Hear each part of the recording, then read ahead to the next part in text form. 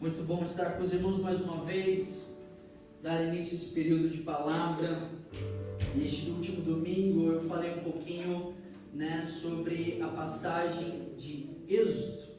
Citei ali também a passagem de 2 Pedro, capítulo 3, falando sobre o Deus, Eu não sei se eu cheguei a falar essa temática na igreja, mas eu passei para o pessoal da mídia, E o título é O Deus Atrasado, E é um assunto que tem batido muito no meu coração sobre o tempo, sobre as formas de Deus fazer as coisas, sobre o timing, essa palavra em inglês que a gente usa até no português, Esse timing de Deus nas nossas vidas.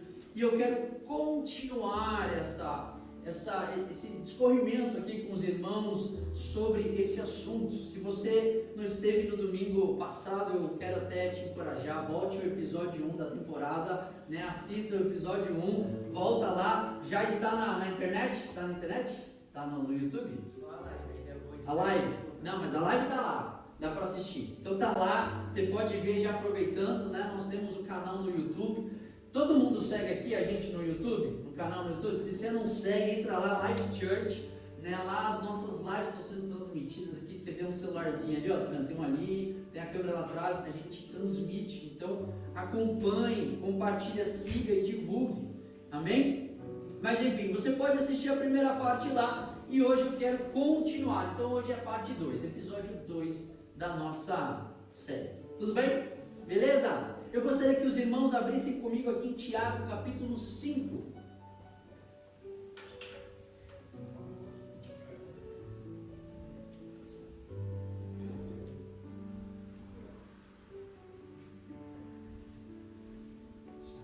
Os irmãos vão abrir Tiago 5, mas eu quero que você deixe de stand-by. Eu quero que você abra e você deixe aberto, porque eu quero ler um versículo antes para a gente fazer um combo aí, um seto. Tudo bem? Deixa aí aberto Tiago capítulo 5, versículo 7. Enquanto isso, eu quero ler com os irmãos Lucas capítulo 10, versículo 38. Se você gosta de anotar, só anota, põe aí, abre um bloco de notas, escreve, monta um grupo só com você no WhatsApp e coloca lá as referências lá para você, Não sei se você faz isso, eu faço, eu gosto de eu tenho um grupo só comigo, alguns grupos só comigo, eu me amo bastante, eu tenho vários, Tenho um de reflexão, devocional, coisas que eu tenho que resolver, arrumar, limpar, comprar, é uma beleza, Mas fica aí a sugestão. Mas vamos lá, Lucas capítulo 10, versículo 38, diz assim, E aconteceu que indo eles de caminho, entrou Jesus numa aldeia, e certa mulher de nome Marta o recebeu em sua casa. E tinha esta uma irmã chamada Maria, a qual, assentando-se também aos pés de Jesus, ouvia a sua palavra. Fala comigo, ouvia a sua palavra. Ouvia a sua palavra. Muito bom. Marta, porém, andava distraída em muitos serviços, e aproximando-se disse, Senhor, não se te dá de que a minha irmã me deixe servir só, ou seja, estou aqui ralando sozinho enquanto ela está aí, Dize-lhe que me ajude, fala para ela vir me ajudar. E respondendo Jesus, disse-lhe, Marta, Marta, está ansiosa e afadigada, ou cansada com muitas coisas, mas uma só é necessária. Fala comigo assim, uma só coisa é necessária. E aí diz assim, Maria escolheu a boa parte, a qual não lhe será tirada. Fala comigo, a boa parte. A boa parte. É isso. Aqui nós vemos um exemplo ali, de duas mulheres, Marta e Maria, Jesus ensinando, Marta trabalhando, fazendo todas as suas tarefas, talvez cozinhando, mas com certeza arrumando, cansada ali, estressada, tensa, ansiosa, e a sua irmã, toda lá assim, olhando para Jesus, toda bonitinha lá e tal, e Marta tenses, nervosa. Não só bastasse ela estar tenses, mas ela olhava para a irmã dela, e o que a irmã estava fazendo? Nada. Estava sentada, não estava tirando um copo da mesa, nem um prato, nem ajudando a lavar nada, nem guardar nada. Ela estava simplesmente sentada, olhando para Jesus e ouvindo a Jesus. A ótica de Marta é: nossa, que folgada, não é verdade? Mas na ótica de Cristo, como é que Cristo via Maria? Você está cansada e afadigada com muitas coisas, mas a Maria, ela escolheu a melhor parte, e eu não vou tirar essa parte dela. E é nesse lugar que eu quero chegar com os irmãos. O que nós fazemos quando estamos diante de Deus? O que fazemos quando estamos ali? Imagina Maria sentada ali aos pés de Jesus, ouvindo ele, olhando para ele, vendo os movimentos, os gestos, as expressões. E o que acontece quando nós estamos diante de Deus? Quando nós não queremos ter olhos para mais nada e mais ninguém, mas o que fazemos diante de Deus? Esse é um lugar que eu quero explanar um pouquinho com os irmãos, sobre o lugar da perseverança em mantermos os nossos olhos no Senhor.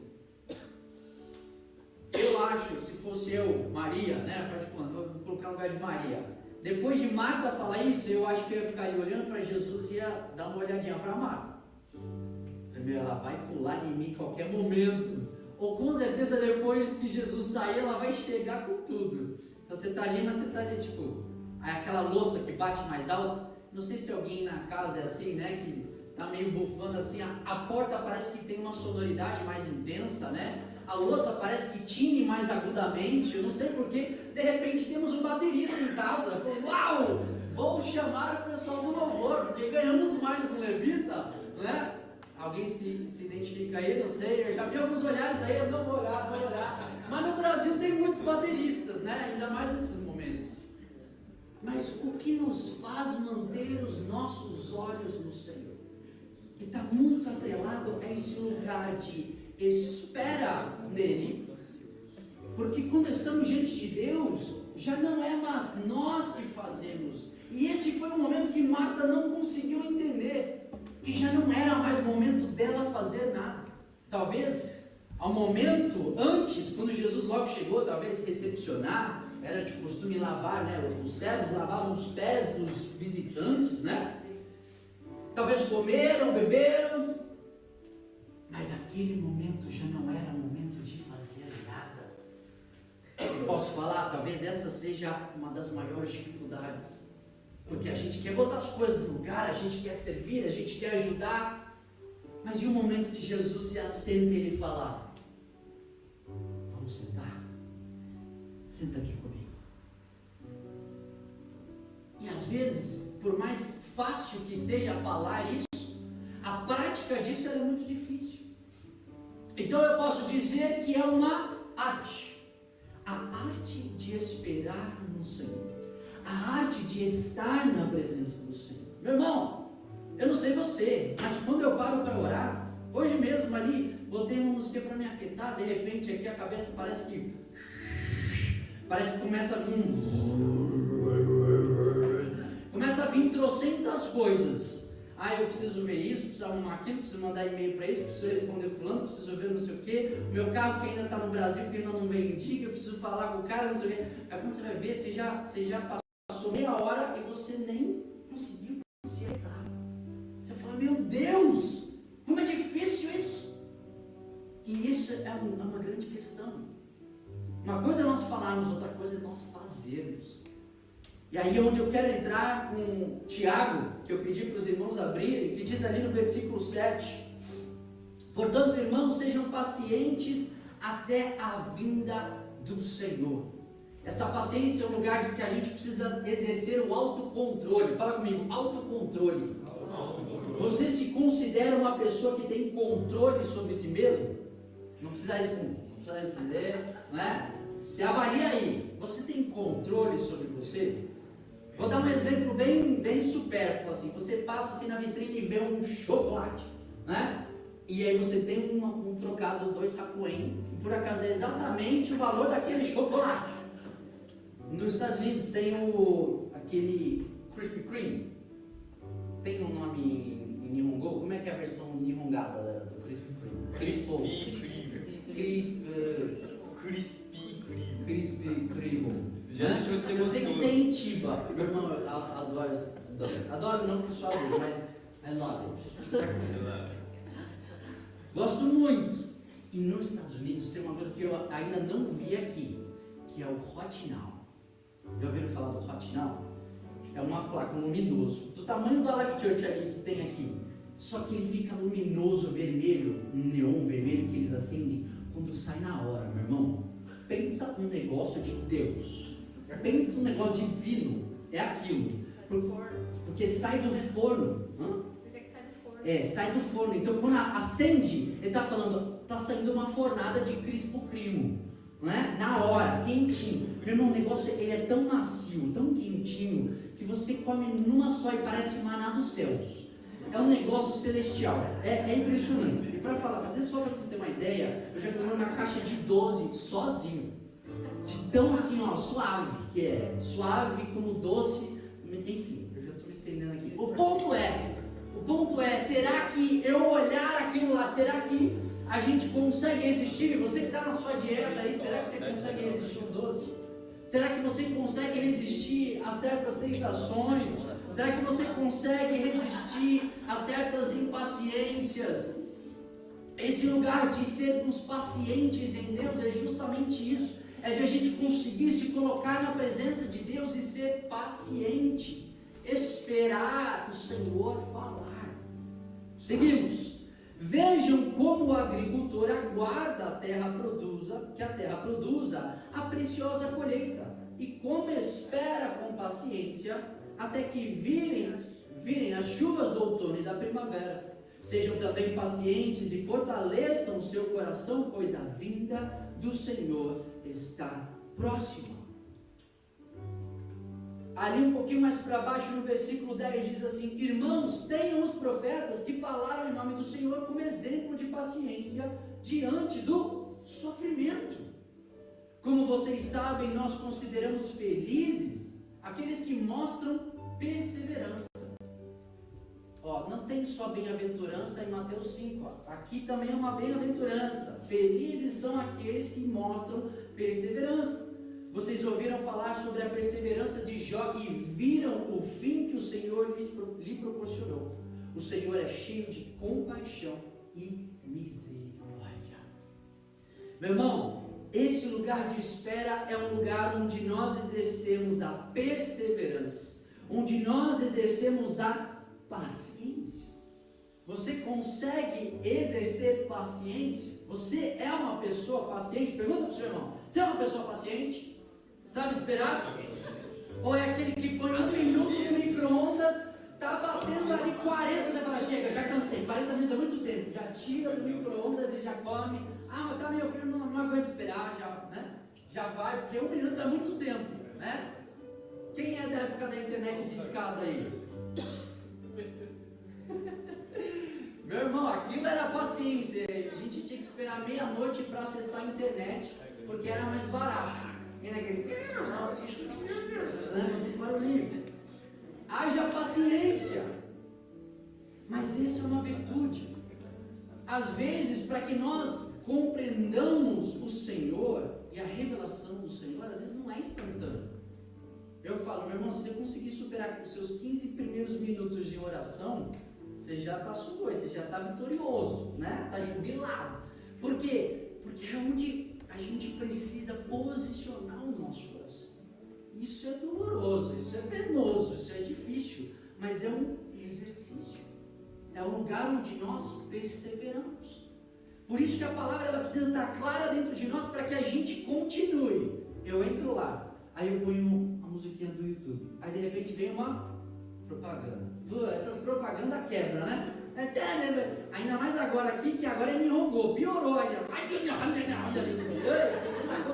aqui?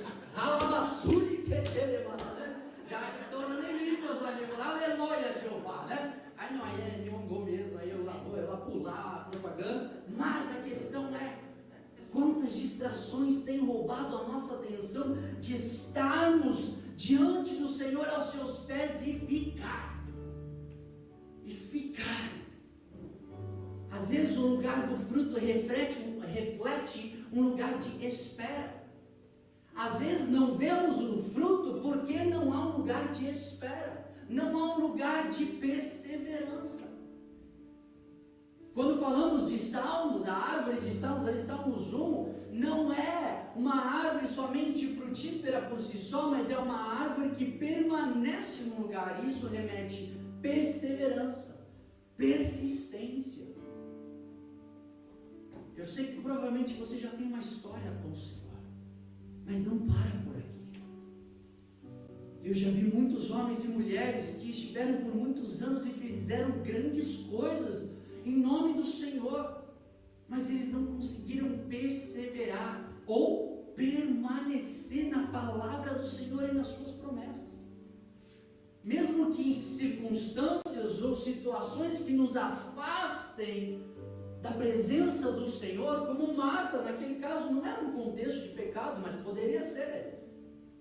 Pecado ou não, as circunstâncias vão querer nos distanciar do Senhor. Mas o que a palavra está falando para nós? Sejam pacientes, sejam perseverantes, pois vocês serão felizes, bem-aventurados. Primeira coisa que eu quero compartilhar com os irmãos dentro desse entendimento é que nós precisamos obter a ótica correta. Quando a gente está na presença de Deus, meu irmão, quem aqui, alguns usam óculos aqui, né? Eu já cheguei a usar óculos um tempo. Quem aqui usa um grau 4? Alguém tem? A Sara usa o quê? 2? 1? Não, estou perguntando. Usa 4? Vamos. Sem óculos, o quanto você enxerga? Se você tirar, você vai conseguir me ver aqui, assim, né? A silhueta talvez, né? Mas não vai estar nítido, né? É a mesma coisa com Deus, meu irmão. Às vezes nós estamos diante de Deus, mas se nós não colocarmos o nosso óculos, vamos ver que nem aquele cego que falou: nossa, eu estou vendo pessoas como árvores andantes, né? Johnny Walkers, né? João Andantes. Vamos ver como árvores. Não vai fazer sentido, não vai estar claro. A primeira coisa que nós precisamos fazer é adquirir a ótica correta. Talvez precisamos procurar ajuda, ajustar, né? A gente foi, né, depois antes de vir aqui, fomos ajustar o óculos da Sara. Medidas novas foram feitas para que esteja claro, esteja nítido. A palavra do Senhor vai fazer isso. Eu só quero que você anote Mateus capítulo 25, versículo 14. Eu vou ler rapidamente, mas eu quero te mostrar algo aqui. Diz ali, ó: e também será como um homem que ao sair de viagem, que ele está falando como é o reino dos céus, tá? Ele fala assim: ao sair de viagem chamou os seus servos e confiou-lhes os seus bens. A um deu 5 talentos, a outro 2 e a outro 1, a cada um de acordo com a sua capacidade. Em seguida partiu de viagem. O que havia recebido 5 talentos saiu imediatamente, aplicou-os e ganhou mais 5. Também o que tinha ganhado 2 talentos ganhou mais 2. Mas o que tinha recebido 1 talento saiu, cavou um buraco no chão e escondeu o dinheiro do seu senhor. Depois de muito tempo, o senhor daqueles servos voltou, acertou as contas com eles. O que tinha recebido 5 talentos trouxe outros 5 e disse: o senhor me confiou 5 talentos, veja, eu ganhei mais 5, ou seja, 10. E o senhor respondeu: muito bem, servo bom e fiel, você foi fiel no pouco, e sobre muito o colocarei. Venha e participe da alegria do seu senhor. Veio também o que tinha recebido 2 talentos e disse: o senhor me confiou 2 talentos, veja, eu ganhei mais 2, ou seja, 4. O senhor respondeu: muito bem, servo bom e fiel, foi fiel no pouco, eu o porei sobre muito. Venha e participe da alegria do Senhor. E por fim veio o que tinha recebido 1 talento e disse: o Senhor é um homem severo que colhe o que não plantou e junta onde não semeou. Por isso tive medo, saí e escondi o seu talento no chão. Veja, aqui está o que lhe pertence. Ele devolve exatamente o que o Senhor tinha dado para ele. O Senhor respondeu: servo mau e negligente, você sabia que eu colho onde não plantei e junto onde não semeei? Então você devia ter confiado meu dinheiro aos banqueiros para que quando eu voltasse o recebesse de volta com juros compostos, né? Ter investido esse dinheiro. Tirem o talento dele e entreguem-no ao que tem 10. Pois a quem tem mais será dado e terá em grande quantidade, mas aqui não tem, até o que lhe tem será tirado. E lancem fora o servo inútil, nas trevas onde haverá choro e ranger de dentes. Aqui ele está falando de morte eterna, né? Mas o ponto aqui que eu quero abordar com os irmãos é no 24, que ele fala assim: o Senhor é um homem severo que colhe onde não plantou e junta onde não semeou. Por isso eu tive medo, saí e escondi o talento no chão. Repara que essa era o que? A ótica dele em relação ao Senhor dele. A ótica nossa determina o que nós fazemos com aquilo que Deus tem colocado nas nossas mãos. A pergunta que fica é: qual é a sua ótica? O que você está enxergando? Você está enxergando? Às vezes nem enxergar nós estamos enxergando. E esse é um ponto crucial para que a gente consiga estar na presença de Deus e olhar para a face de Deus e permanecer diante do Senhor. Talvez seja a hora de você trocar o seu óculos. Fala para o seu irmão, talvez seja a hora de você trocar o seu óculos.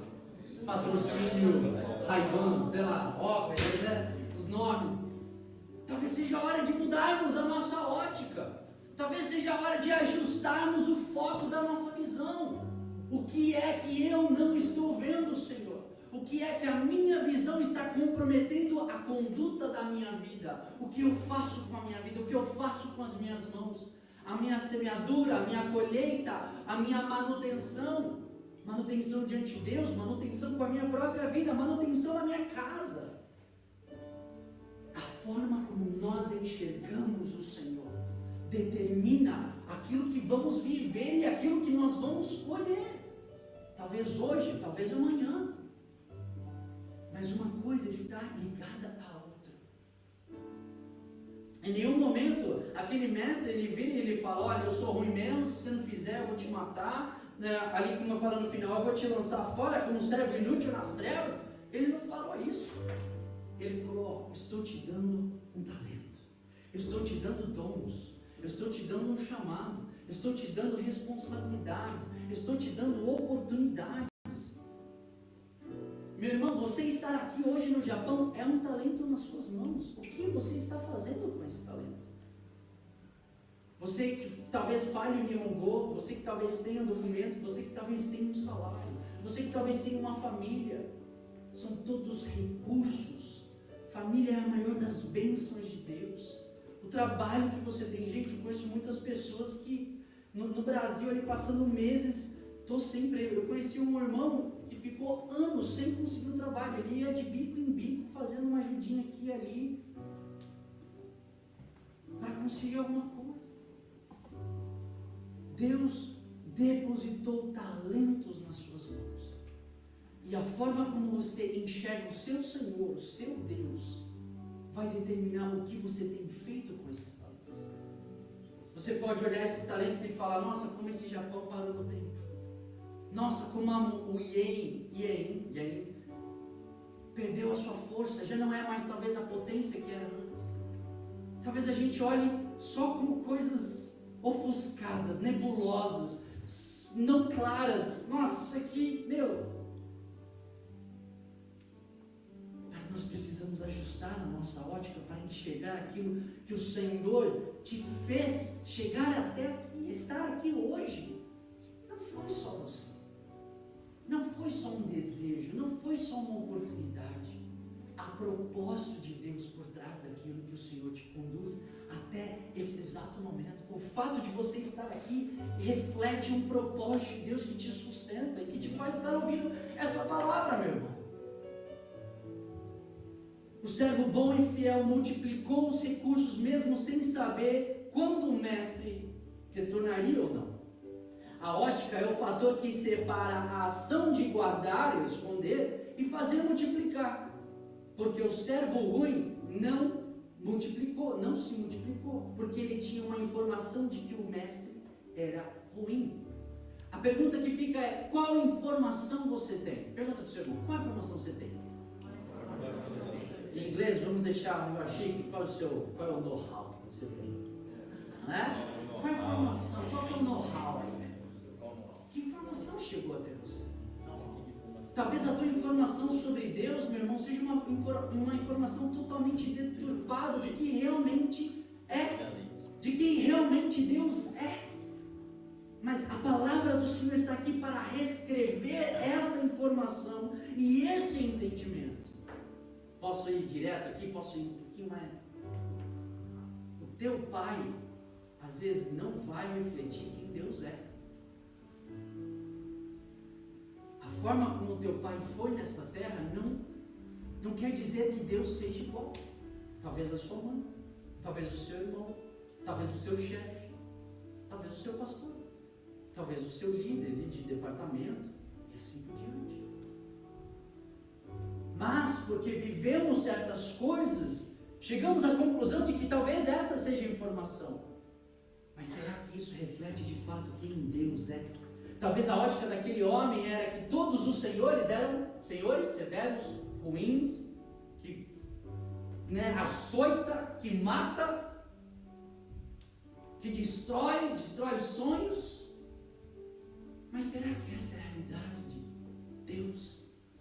O nosso Pai, o nosso Criador que nos ama, que nos sustentou até aqui, que te guardou até aqui. Só você sabe o que você passou, mas Deus também sabe, porque Ele sempre esteve presente. Até nos momentos que você mais estava longe dEle, Ele estava presente. Porque Ele é Pai. O Pai, Ele não fica só passando a mão na cabeça, mas também Ele não só bate. O Pai, Ele disciplina porque Ele ama. Ele ama com amor, com cuidado, com atenção e com a informação correta. Às vezes nem a gente tem a informação correta de nós mesmos, mas o Senhor, Ele sabe. Ele fala, o que você está fazendo? Ah, não, mas eu acho que eu sei fazer isso, meu ministério, meu filho, vem cá que eu sei quem é você, porque eu te fiz, eu te criei, eu te gerei, antes da fundação do mundo você já era no meu coração, na minha imaginação. Quem mais tem autoridade para falar quem nós somos, senão o nosso próprio Pai? Amigos vão falar que você é isso, que você é aquilo, que você é muito legal, que você é muito chato, que você é isso, não sei o quê. Muitas histórias, mas só Deus sabe de verdade quem nós somos, e isso nos faz chegar diante dele para que nós também tenhamos a informação correta de quem Deus é. Estão comigo? Tudo bem? Estão acordados aí? Beleza? Amém? Outro ponto, quando estamos diante de Deus, precisamos, como eu falei, ter a ótica correta, a visão correta do Senhor. Não sermos como aquele servo que fez mal, por quê? Porque tinha informação incorreta. Segundo ponto, é aprendermos a fazer nada. Fala comigo, fazer nada. Fazer nada. Ainda assim é fazer, sabia? Já parou para pensar nisso? Fazer nada ainda é fazer algo. Fazer nada ainda é uma escolha. Escolho não fazer. Mas a partir do momento que você escolhe, você faz. Algo você faz. Estamos constantemente fazendo. Não é uma rua sem saída. É sempre uma bifurcação. Sempre vamos nos deparar com bifurcações na nossa caminhada. Podemos escolher um lado ou podemos escolher outro. Podemos escolher os caminhos do Senhor ou podemos escolher o caminho de perdição. Podemos escolher fazer pelas nossas próprias forças ou podemos escolher confiar no Senhor. Talvez você olhe para mim e esteja pensando aí, nossa, pastor, você é meio vagal, né? Não quer fazer nada, que negócio é esse? Espera cair no colo. Não é isso. É entender assim como Marta e Maria, que há momento de fazer, mas também há momento de não fazer. Marta tinha a informação errada porque estava fazendo no momento que não era para ela fazer. Era momento dela o quê? Assentar-se e fazer o quê? Escolher ouvir, escolher receber, escolher ajustar a sua ótica, ouvir, aprender, receber de Deus. Estão comigo? Tem Em inglês, esses fazedores a gente chama de doers, que é do, de fazer, e doers, aqueles que fazem, né? Para os doers, né, aqueles que fazem, é necessário aprender a fazer nada. Às vezes a gente está sempre fazendo. Ah, mas você já fez isso? Ah, mas você já fez assado? Ah, mas você já tentou aquilo? Ah, mas você já tentou não sei o quê? Estamos sempre tentando esgotar. Aí depois que esgota, o que a gente faz? Pastor, olha por mim, pastor, eu já fiz de tudo, eu já não sei o que fazer, pastor. No Brasil vamos pro monte, pastor, me leva pro monte. Aqui é tudo plano, né? Acho que aqui é mais fácil descer, né? Vamos pro vale, vamos pro parque, né? Desce pro parque, né? Em em Houston era assim, a gente tinha que descer para um parque, assim, era o oposto, vamos pro vale, né? Hã? Eita, nós, é bravo, hein? Vamos, podia, hein? A gente podia fazer uma subida profética, fazer um culto lá em cima, já pensou que legal? Agita? Vamos? Seria legal, hein? Vai ter que carregar o violão. Demorou. Um leva o carrão nas costas, outro violão, vambora. Quero ver o baterista. Carrão, vai, foi legal, vai, carrão tá bom. Não vamos forçar a barra e tal, né? Não, cada um ante segundo a sua capacidade, né? Mas a gente reveza. Põe na cabeça, põe do lado, põe do outro, leva de dois, não tem problema. Mas essa questão, às vezes a gente deixa esse lugar de não fazer nada, que eu vou chegar lá, mas a gente espera para fazer o nada depois que a gente fez tudo. Quando na verdade é o contrário, meu irmão. E muitas das vezes Deus está esperando você ir para os pés dele para fazer nada, para ouvir primeiro dele e depois começar a entrar em ação. Senhor, o que eu vou fazer? Mas essa instrução não vem por um esgotamento ou falta de opção. Não, a primeira opção é Deus. E depois é que eu vou, diante do que Deus já me instruiu, eu vou ir para tal caminho, ou para outro tal caminho. Senhor, para onde o Senhor está me levando? Para onde o Senhor está sinalizando? O problema é que isso, muitas vezes, é nós nos colocando como senhores da nossa própria vida. E Deus fica em segundo, terceiro, quarto, quinto, sexto, sétimo plano. Talvez depois você pense, bom, deu tudo errado, eu vou voltar para o Brasil. Aí lá no Brasil aí vai buscar e virar crente, né? Aí lá vai procurar a igreja viva, né? Renova os votos com Deus e fala, não, agora vai. E às vezes vai, mas por quê? Porque demorou, teimou, mas foi quando buscou a Deus. Eu posso falar, meu irmão, é assim, 99,99999% das vezes é quando Deus faz. Deus faz. Mas às vezes a gente está ali, ó, parecendo bolinha de pinball, bate num canto, bate no outro, vai para lá, vai para frente, vai para trás, tim, até chegar em Deus, meu irmão, já foram anos, muitos hematomas, muitas feridas, muitas perdas, relacionamentos comprometidos, já perdeu tudo aquilo que investiu, patrimônios, já perdeu muito, mas por quê?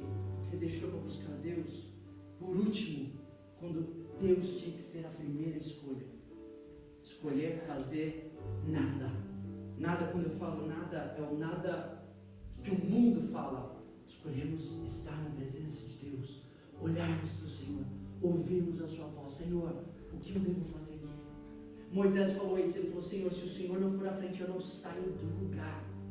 Ele não saiu do lugar, vamos ver onde vai dar. E aí depois ele voltou ao Senhor e falou,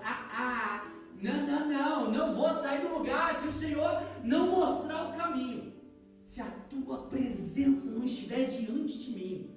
Não é, vai lá que eu vou abrir. Não, eu quero que o Senhor esteja comigo. Algumas réguas aqui para a gente ver como é que está isso em nós.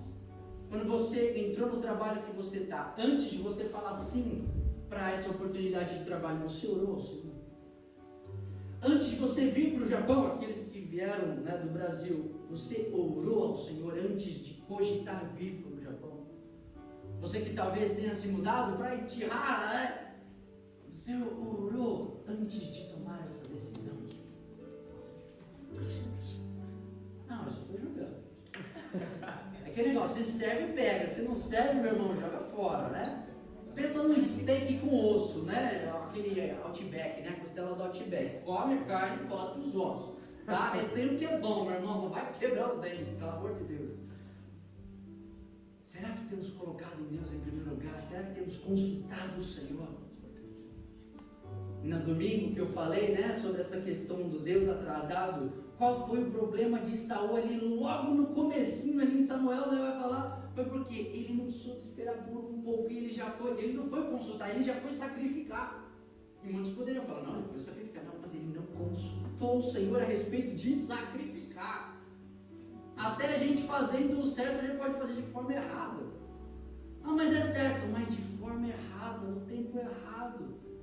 E aí a gente bate cabeça, se machuca, se fere, e às vezes a gente coloca a culpa até em Deus, mas ele fala, meu filho, mas você nem me perguntou, eu estou aqui, ó, a minha palavra está aqui, o Espírito Santo está aqui, eu dei uma igreja para você, eu dei pastores, estou mandando mais 2 pirralhos lá do Brasil para cuidar de você, entendeu? Não é por falta de opção. Será que nós temos consultado o Senhor e aprendido a estar na presença dEle, a se aquietar, a perseverar, a cultivar esse lugar? Eu não vou sair desse lugar, eu não vou sair desse lugar. Senhor, fala comigo, Senhor, fala comigo. Jacó foi teimoso o suficiente para naquele vale ali, por quê? Porque era um momento de crise, meu irmão. Por quê? Porque lá na frente estava o irmão, que ele achava que ia matar ele, era vida ou morte para ele. Ele fala, você não vai subir enquanto você não me der a tua bênção. Me dá a tua bênção para depois. Às vezes a gente precisa entrar voluntariamente no lugar de urgência. Às vezes também Deus nos coloca de urgência, depois de tanto bater cabeça, mas por quê? Para falar, Senhor, é agora, é hoje, hoje não passa, eu não vou dormir, eu não vou fazer mais nada, amanhã é sabadão, e eu vou ficar aqui até que o Senhor faça alguma coisa. Eu preciso ouvir a sua voz. A questão é que às vezes nós estamos tão acomodados, estamos tão confortados, até na nossa correria, como Marta, fazendo várias outras coisas, mas porque ela não entendia a urgência que era ter Cristo, Deus encarnado diante dela, meu irmão.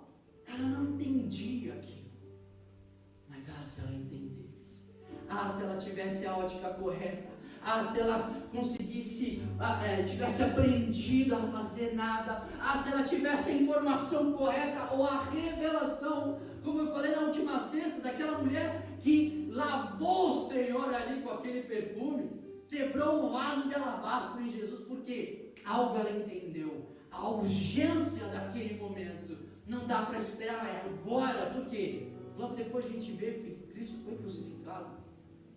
A urgência está presente. A gente pode viver a nossa vida como se nada tivesse acontecendo, como se tudo tivesse normal, mas nós podemos encarar tudo com urgência daquilo que Deus está fazendo hoje. Qual é a urgência que o Senhor está te despertando hoje, meu irmão? Para as coisas dEle. Urgência não é andar estressado, não é andar ansioso. Não, a urgência é justamente a gente entrar nesse lugar de não fazer nada. Senhor, o que o Senhor está fazendo? Senhor, o que o Senhor está falando? Senhor, onde o Senhor está nisso tudo? Quais são as movimentações do Senhor? O que o Senhor está soprando nos seus ouvidos?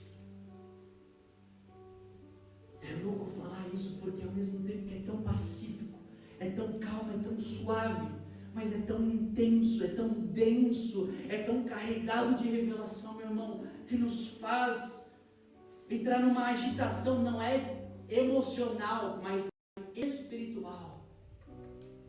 E é onde nós entramos para um lugar de intercessão, é onde nós entramos para um lugar de presença, e não queremos sair dela.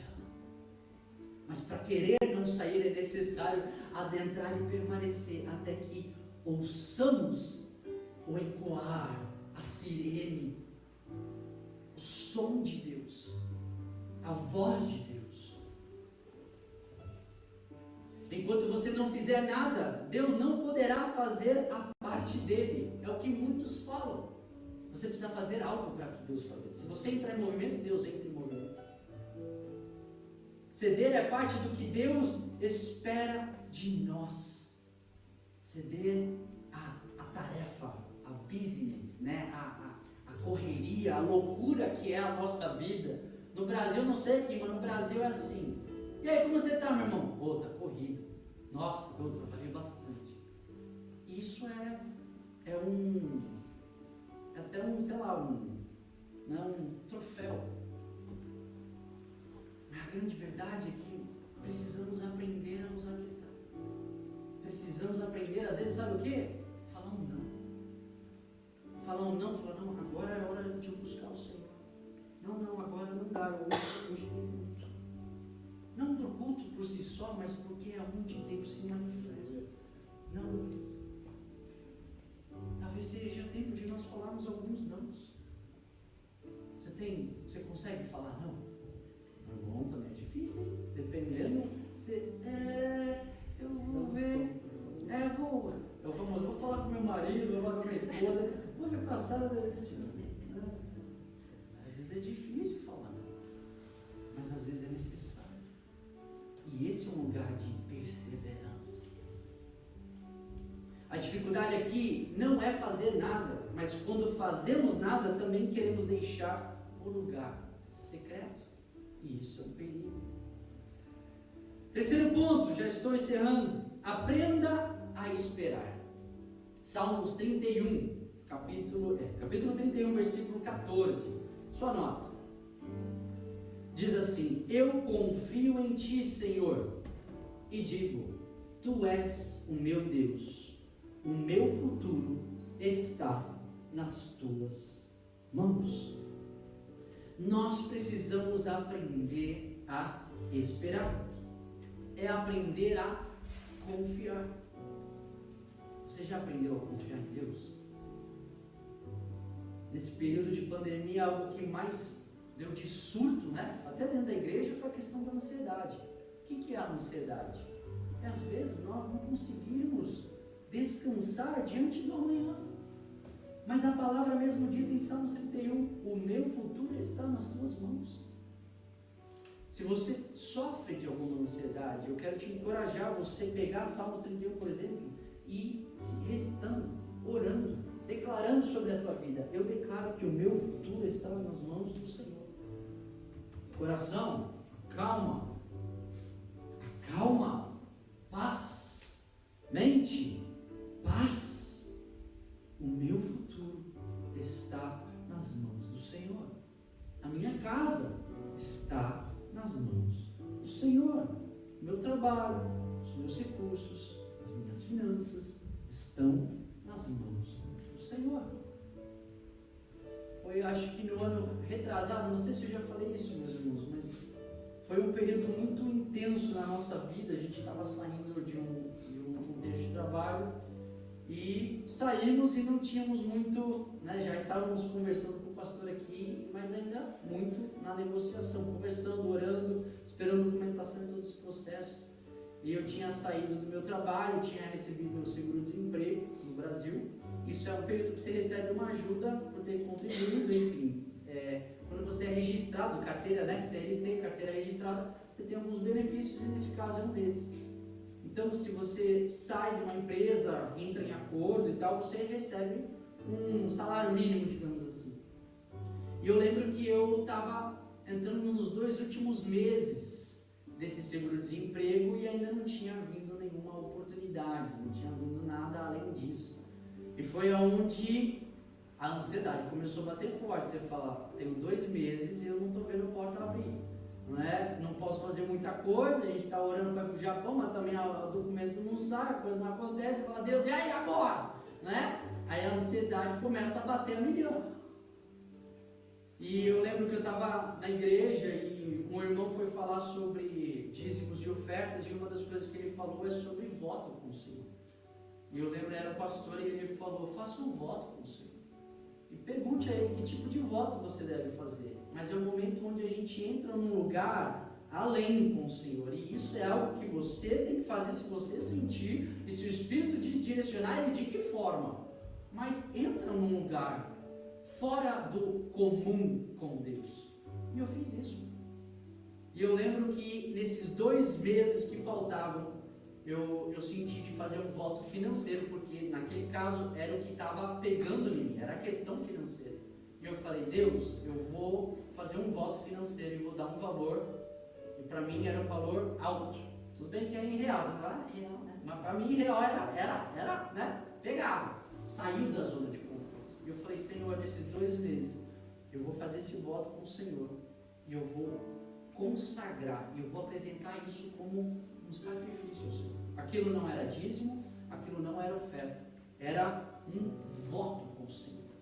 Eu fiz isso nesses 2 meses, meu irmão. Não fiquei no vermelho, graças a Deus. Não usei limite de cartão de crédito, nada disso. Mas eu não sei como, meu irmão, não deu nem 2 meses, deu 1 mês. Naquele mês foi onde um irmão lá na igreja começou a divulgar minhas aulas de inglês. Quando foi ver, eu já estava com uns 10 alunos de inglês. E para quem dá aula particular, 10 é um número razoável. E eu estava dando aula em uma outra escola, então veio no momento oportuno. E eu poderia dizer que até o timing disso foi um negócio surreal. Eu falo porque foi algo que eu nunca precisei fazer. Eu já falei sobre votos, mas eu nunca tinha feito dessa forma, porque eu realmente saí da zona de conforto. Onde eu quero chegar aqui, meu irmão, que às vezes esse lugar de espera é justamente nesse lugar. É onde você entra num lugar com o Senhor. Eu não estou aqui falando para ninguém fazer voto, pelo amor de Deus. Não estou pedindo dinheiro, não estou falando nada disso. O que eu estou contando é um testemunho que Deus fez na minha vida. Antes mesmo de eu receber o último salário, eu já estava recebendo, né, o pagamento das aulas. E Deus proviu e Deus mudou num período de 2 meses. E é um negócio que já estava para mim, já estava, Senhor, pelo amor de Deus, pelo amor de Deus. Já estava fazendo jejum, já estava, Senhor, eu preciso fazer alguma coisa, não sei como fazer. Já estava vendendo no Brasil, tem a LX. Conhece o LX? Desapega o LX. Né? Aí eu não sei como é que é aqui o nome, mas é tipo um Mercari. Pericari? É É tipo um desse daí. Meu irmão, comecei a vender coisa lá, entendeu? Coisa parada, vambora. Aí eu ia lá pra Zona Sul, pegava metrôzão, vendia, e ainda assim você fala, meu, mas caramba, né? Foi 3 horas para ir para a Zona Sul de metrôzão para R$100. Ainda não é isso, Senhor, não é isso, eu estou tentando. Mas olha só, às vezes a gente tenta de tantas formas, quando na verdade o que Deus está pedindo, senta aqui, meu filho, vamos conversar, senta aqui. O quanto você confia, o quanto você depende de mim. E uma passagem que me pegou foi, né, aqueles que como é que é? Já estou misturando passagem. O justo viverá pela fé. Isso não é privilégio de pastor, missionário, líder. Não, é justo. Quem é que é justo? Quem é que foi justificado pelo sangue do Cordeiro? Todos nós. Deus te chama para viver pela fé. Meu irmão, você não está entendendo, você não está entendendo o que eu estou falando. Pensa você não ter nenhum recurso e não ter nenhum trabalho hoje. E aí? O que você faz? Viver pela fé é um lugar de dar um passo onde não tem chão. É como Pedro, ele sai fora do barco ali e de repente o chão, ou melhor, a água vira chão. Tem noção do que é isso? Aí entender que a palavra fala que isso está preparado para todos aqueles que creem nele. Você está vivendo pela fé?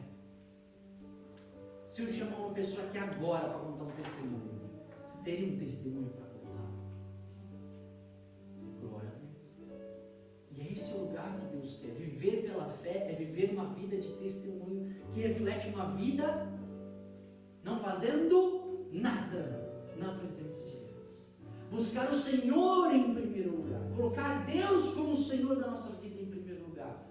É exercer a arte de esperar no Senhor e permanecer nesse lugar.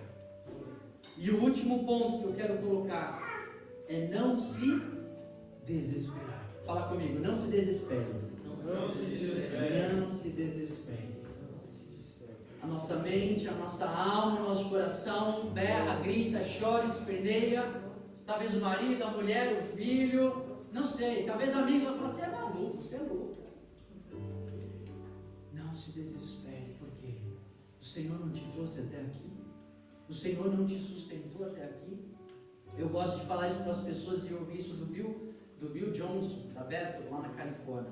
Ele fala que ele tem uma cápsula, assim, uns tojos, sei lá o que é, e dentro ele conta, ele fala que ele escreve ali profecias, ele escreve testemunhos, e ele vai colocando ali. É como se fosse uma sei lá, não sei o que, mas enfim, é como se fosse um Pix, né? Um Pix, sabe Pix, que é a pausa do pega-pega, esconde-esconde. Ele diz que às vezes quando ele está desanimado, ele abre aquela cápsula e ele começa a ler as coisas que Deus já fez na vida dele.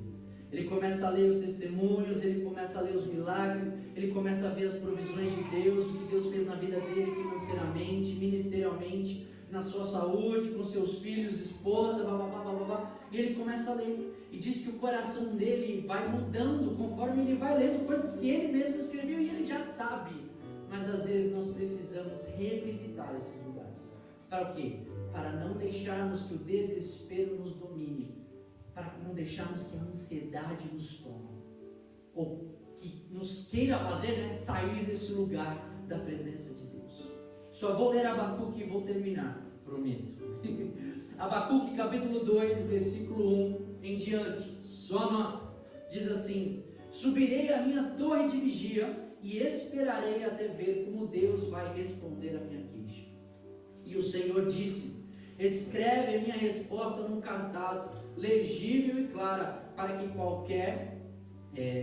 qualquer a possa ler rapidamente e correr para anunciá-la aos outros. No entanto, essas coisas que estou a planear não vão acontecer de imediato. Antes, dar-se-ão seu tempo, sem precipitações, mas seguramente, fala comigo, seguramente, vai se aproximando o tempo em que a visão se cumprirá. Se parecer que demora, não desesperem, porque certamente acontecerá. Esperem pacientemente, não haverá atraso de um só dia. Amém? Amém. Toma nota disso, né? Os ímpios confiam apenas em si mesmos e falham, mas o justo confia no Senhor e vive. Nós precisamos aprender a confiar em Deus. Nós precisamos renovar o nosso voto de fé diariamente. Nós precisamos, meu irmão, aprender a esperar e a cultivar a palavra de Deus no nosso coração. O lugar da espera, essa arte de esperar no Senhor, é onde nós estamos sempre fazendo algo no nosso espírito. Eu estou trazendo à memória as coisas que me trazem esperança. Eu estou orando e falando com o Senhor, né? A palavra mesmo diz que não andeis ansiosos por coisa alguma, mas antes faça as suas o quê? Petições conhecidas diante do Senhor. Meu irmão, você está em crise aqui dentro? Apresenta diante de Deus. Vai para a presença de Deus, chora, berra, urra, clama ao Senhor. E o que a palavra fala? Clame a mim e responder-te-ei. Ele tem revelação para ti, ele vai se revelar, mas a gente precisa clamar. Amém? Amém. Vamos ficar de pé? Quero orar com os irmãos. Eu quero citar Madame Guyon, foi uma mulher de autoridade e espiritualidade. Ela fala, isso foi em 1648. Ela fala: cada demora é perfeitamente boa, porque estamos nas mãos seguras de Deus. É o Senhor que te sustenta, é o Senhor que sustenta a tua casa.